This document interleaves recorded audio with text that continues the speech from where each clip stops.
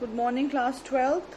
Welcome back once again to this online session that we are having for your second chapter in the book, that is Lost Spring.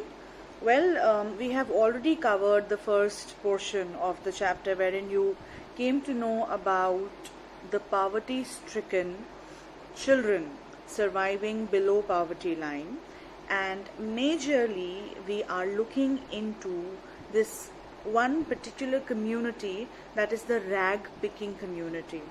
And the children that we are talking about here are the rag pickers, and these children are generally in the age group of 6 to 15. And Anees Jung, who is the author, and she keeps interacting with these children because these children, they come to the locality where Anees Jung is residing, and there she has these garbage dumps. Okay, there are the garbage dumps, and these children in the morning are seen scrounging for gold in these garbage dumps. Okay, and again the writer gives us this word gold.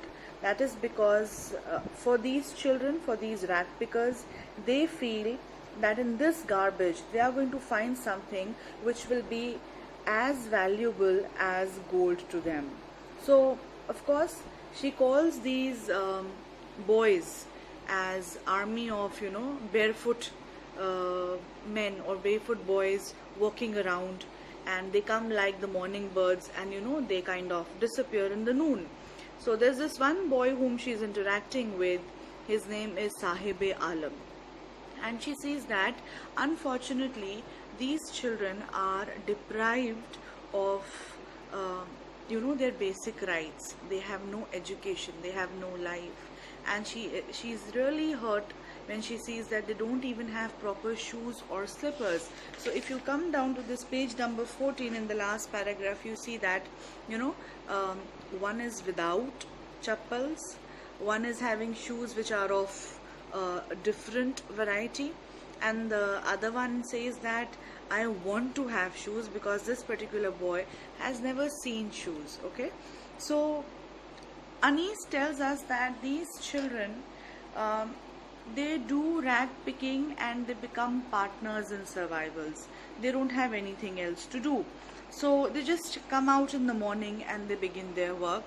And she says that their world is bleak, and there are so many promises which are fake, which are hollow, which are made to these people, to these rag pickers, and they are never ever fulfilled.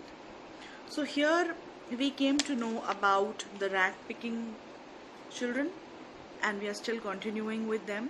So now from page number 14 we will be looking into the description, and the last line of page 14, that is been carried forward to page 15. Here it says that the reason perhaps for these children of not wearing any chappals, ये कोई tradition नहीं है कि वो चप्पल नहीं पहन रहे, तो उनका culture है ये.